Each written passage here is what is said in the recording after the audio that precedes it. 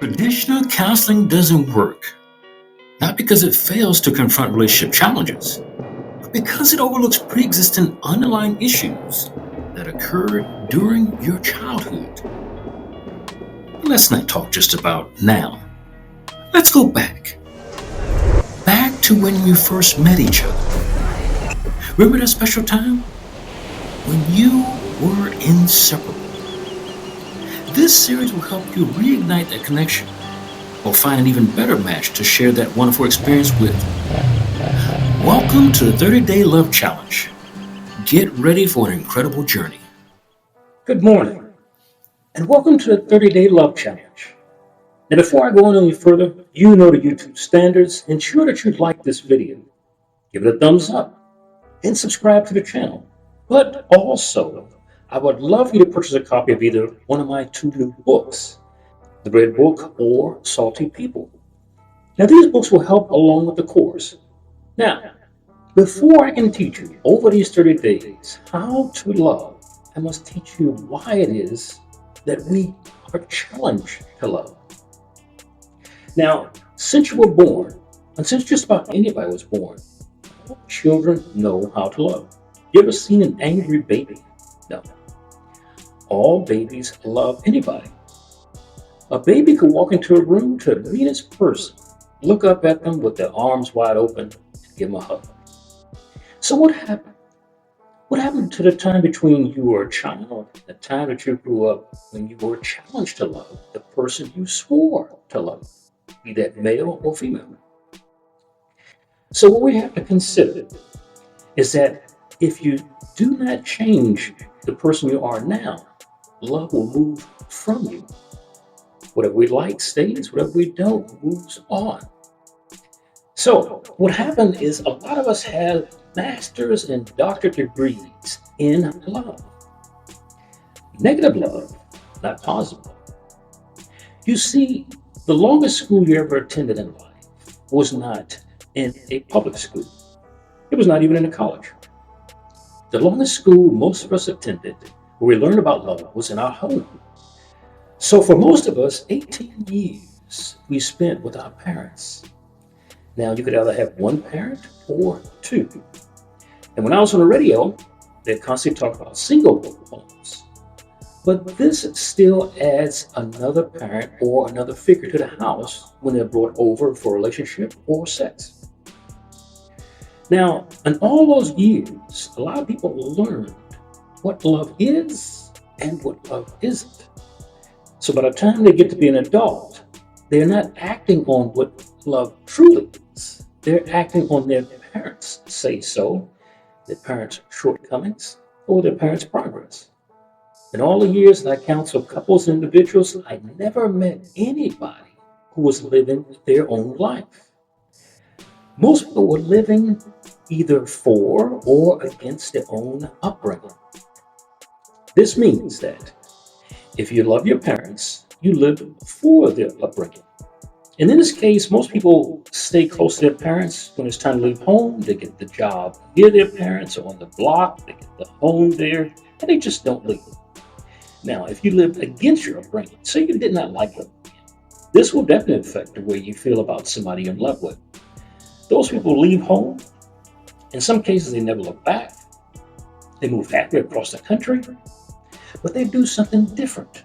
Now, this is where you get a lot of entrepreneurs from. You get a lot of people who go after their own deal. But that is neither here or there. The main course is that you either living for or against your own upbringing, which has nothing to do with your life. So a lot of people fail in love as a first step is that they're not living their true selves. So like I said, I've counseled people from 18 to 69. And most of those people are either living for or against their own upbringing. So that poses a challenge. So when they get with somebody or they're attracted to somebody, they're attracted to somebody who was either like their parent or the opposite extreme of their parent. Their choices came out of their upbringing with their parents. So, like I said before, our longest class was not in public school. It was not in college. It came from the 18 years with your upbringing. Doesn't matter whether you went to your uncle's, aunt's house, grandmother, or grandfather. It comes from your culture. Now, the devastating part of it is the person you meet to love has their own upbringings, their own shortcomings, and their own deals. And what happens is you get two conflicting philosophies in one house. And that's where the sparks come from. Now, of course, anybody can love one another in a romantic phase relationship. Now, tomorrow we're going to talk about how to stay in love after the romantic relationship has worn off. Like I said, anybody can last 2 weeks. Some people go as far as 2 years. But after the romantic phase is worn off, what happened in your childhood will definitely affect you. Some people don't have a problem with their parents as much as they have a problem with their siblings. So a lot of people, they can't stand their brother, they can't stand their sister, they can't stand their nieces, cousins, or somebody. And this has formed their belief in marriage, formed their belief in dating, formed their belief in sleeping with other people. Even religion plays a part in this. Now, a lot of people ask me, they say, we were doing so well together. What happened after we moved in together? Well, I'll tell you. Now, this key part we won't get to until number 4. But what happens is when you are not in the same home, anybody can get along. You hear me? When you are not in the same home, anyone can get along. The difference is when you move in together, once you close the door behind you, you recreate your childhood home. 4 walls together with 2 adults is equivalent to the same 4 walls that you spent with your parents, your brother, your sister, your father, whether in the home or out of the home. And so goes the same for the person that you're with. And that's where the sparks fly. That's when a person says, oh, you're trying to pull number 17 on me. You're not going to get me.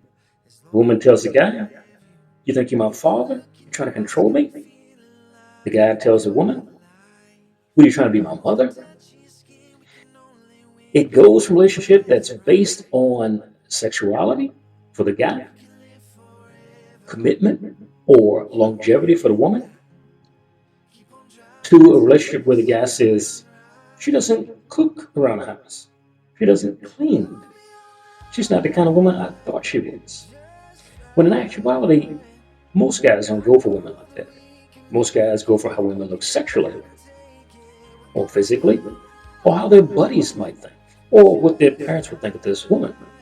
They don't go for if she cooks, cleans, takes care of kids, or truly loves them. They don't go for that. They don't worry about that. Now, on the woman's side, a lot of women, after marriage, they say, you don't take care of me the way my father did. You don't love me in a certain way. You don't buy me those special things. And the list goes on, just like it does for a guy. But she did not look for this to moving in, dating, engaged, or married to this guy. And because of this starts the most arguments. The after the fact wants from both genders in a home. So the book, which is called the Red Book, will show you how to get yourself together prior to entering a new relationship so you don't embarrass yourself. You don't come out of the other relationship broke and homeless and destroyed and wondering why you made another mistake in life. The book Salty People is different. Salty People teaches you how to forgive the people who raised you. Forgive your brother for hurting you. Forgive your sister for hurting you. Forgive your uncle for hurting you. And you know what I mean. Forgive your aunt for hurting you. And you know what I mean. Forgive the people at school that taunted you or made fun of you. All those things affect your relationship. Now, not only have I counseled for 30 years, I was married for 36 years. So my training just doesn't come from my marriage ended last December because my wife died of cancer, not a divorce. We had a beautiful relationship. We treat each other just like lovers and friends. And by the time I finish with this course, I'm going to show you how to make a relationship last till death do you part. Not to the first argument. Not to this girl is driving me crazy. This guy is making me sick. Do you part? You can make it. You can do it. Relationships are not as hard as you think. Relationships are actually easy. As a matter of fact, a relationship is the only coupling that was designed on the planet where you could actually be romantic with the person, they can be your best friend, you could have children with them, and you can go to church, higher power, yoga, whatever you want to do with them. You can do all four. There is no other relationship on the planet we could have all four with one person. Just stick with me. Not just today, but tomorrow and the next day. If you love somebody, have them watch this video with you. It's not going to be tough. You ran from instructions long enough. Now, traditional marriage counseling, like the opening says, doesn't work these days. Why? Because somebody has got to be the victim, and somebody has got to be the perpetrator. But as long as I've counseled couples, I have never met this victim-perpetrator mentality. I've met two people that are trying to blame each other. But the blame does not come from the current relationship. The blame is he did it, she did it, but in childhood. So these people don't want to be hurt in adult life, equivalent to the way they were hurt as children. So they are trying to avoid pain by causing pain. They're trying to make sure that nothing goes wrong, and in effect, nothing does go wrong. Nothing happens. The relationship dies after the first manic fling is over. And then we rush up to somebody else and start all over again. But I tell you, relationships are great. But I used to always joke with my wife. Long relationships are the only thing that I can turn to after 36 years and say, do you remember what happened 30 years ago? You can't get that with a friend. So tomorrow, come back to see me. And we are going to talk about how to stay in love after the romance stage is over. After the horny stage is over, after you stop chasing each other, after the makeup comes off, after the fancy clothes go away, the first time one of you goes broke, first time somebody loses a job, first time somebody comes up with an illness. That is real love. That is why you watch this program. People are tired of these fluff books, this fluff series on how can you get a woman. Anybody can get a woman. Anybody. Half of the planet is man, half the planet is woman. But can you get somebody to stay with longevity that you can appreciate? Until tomorrow, have a great day. No. She said she wanna have your baby, and you don't wanna break her heart. Now you wonder why she's acting crazy. You knew you were wrong right from the start. Since it started, you can't pull yourself together.